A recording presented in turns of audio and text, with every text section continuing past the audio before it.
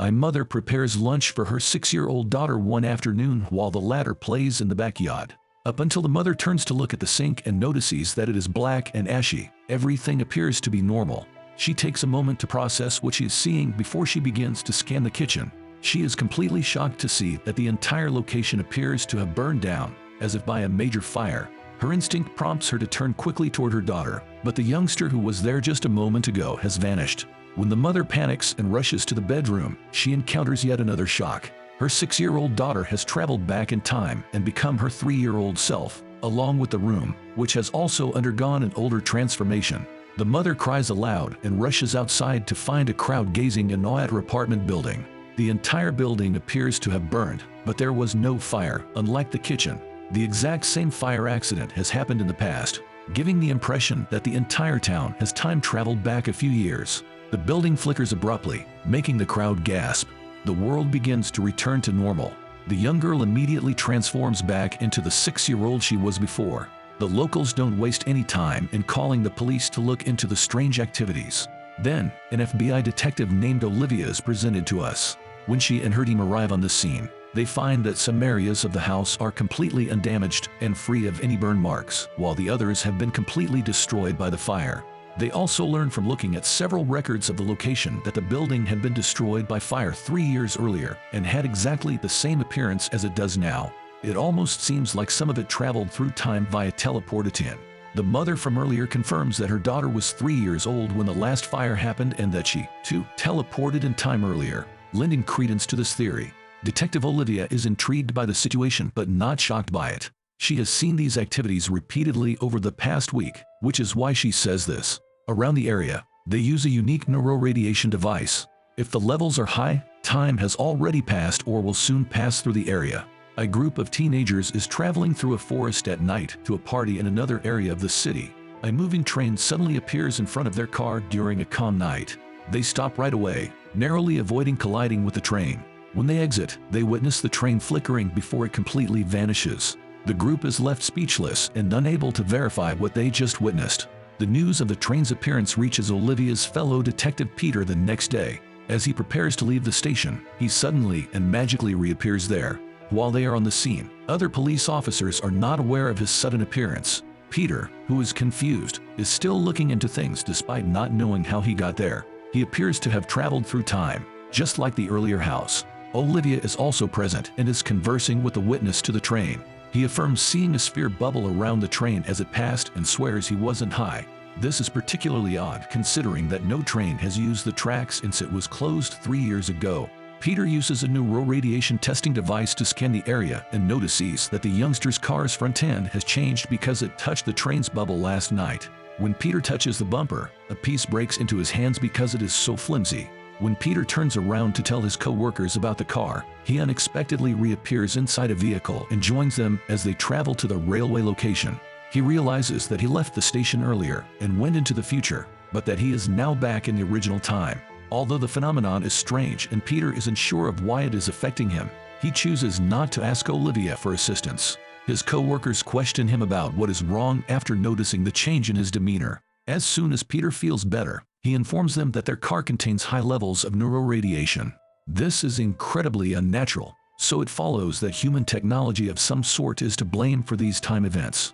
Although Olivia hardly believes Peter, she is at a loss for options at the moment. A house appears in the scene. Like she does every day, Professor Kate is fervently building an equation. She has been working on creating a time-traveling device for the past 10 years, and in recent years, she has come very close to formulating its basic workings. Raymond loves his wife and agrees with all of her choices, but he doesn't like how hard she works.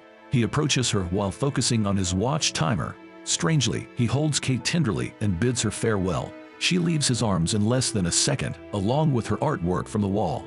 Raymond simply enters the living room as if he were anticipating that to occur. Unexpectedly, Kate is sitting on the couch and gazing at the wall. She jerks away from her husband when he tries to feed her and inquires about his identity. Then it is made clear that Kate has Alzheimer's and that the person Raymond had been speaking to earlier was actually Kate from the past.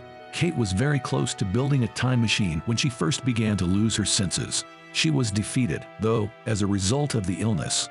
When his wife stopped recognizing him, Raymond was heartbroken and vowed to make things right again. He discovered a means of going back in time after one day obtaining access to her research. He put in a year of hard work to demonstrate the validity of Kate's research. Now, he had the power to send their house back in time, but only for 47 minutes. The house Kate and Raymond live in was built primarily in 2017, when Kate was still healthy, even though the year is 2021. The same cause also accounts for the strange time-related events that are occurring all over the city. They have been traveling back and forth in time for the past month because when Raymond first bent time, it left an abnormal amount of neural radiation in various spots of the city. In another location, Peter, Olivia, and their co-workers are attempting to connect the location of the time shifts that have occurred up to this point. After spending hours studying the map, they notice that the events correspond to Fibonacci's golden spiral.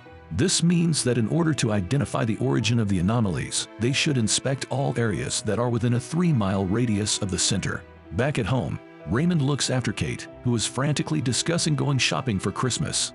Because of his wife's extreme denial of reality, Raymond decides to bend time once more. He enters the lower level, which he has converted to his laboratory. It shows how hard he has worked over the years by having a number of failed devices and projects. He approaches the device that actually functions and operates a few buttons. The machine is turned on and the timer is set. The entire house will time travel back to 2017 for the next 47 minutes. When Raymond gets back up, he finds his wife once more engaged in her research. She gives him a smile this time and tells him to take his medication. Even after approaching her repeatedly while doing the same thing, the man's heart still skips a beat whenever he hears her speaking normally. They make jokes like any other couple would. Peter and Olivia begin looking for the spiral's center at the same time. They find a few homes and question the occupants about any unusual activity in the neighborhood. The majority of people claim to have a sense of déjà vu, but nothing notable is discovered. After a short while of searching, Peter's friend comes very close to Raymond and Kate's home.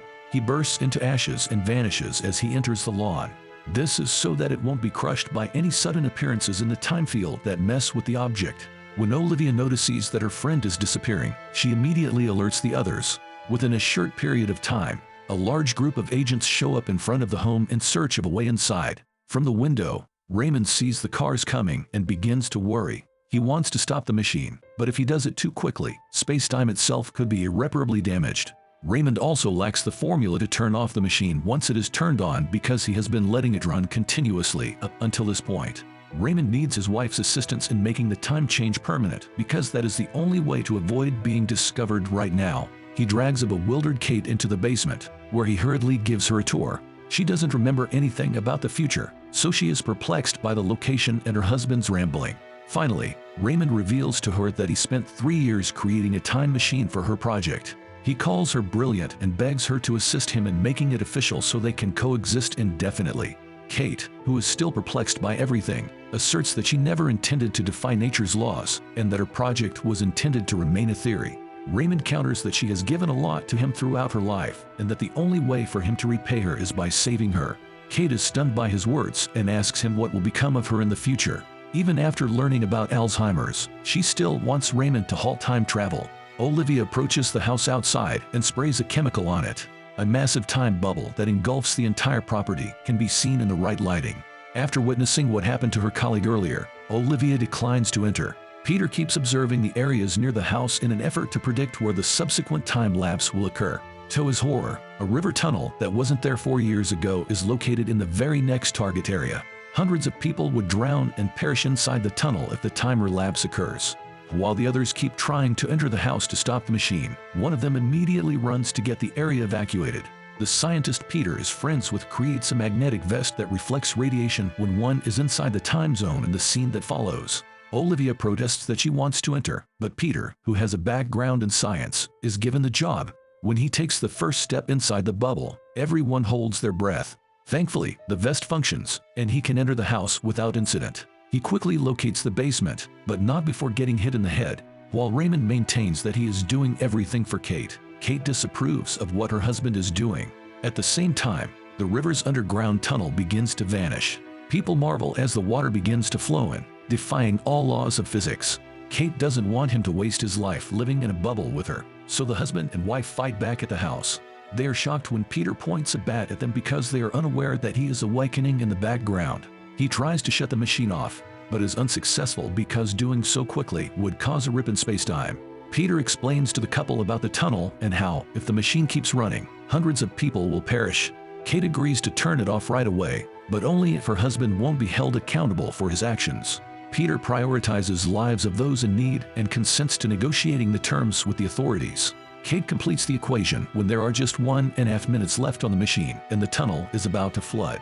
The tunnel is preserved, the time bubble enclosing the houses vanishes, and Kate resumes feeling ill. The next day, the house is cleaned up and Raymond is released in accordance with the agreement. He returns to Kate's book after everything is over in an effort to recreate the formula. He notices that she has covered the formula, preventing him from making the same error twice. In the climactic scene, Raymond hears Kate ask him to show his appreciation by loving her and living his life to the fullest. Thank you for watching. Why don't you consider subscribing while you're here? We have the best recaps around and would love to have you part of our community. Thank you and see you in the next one.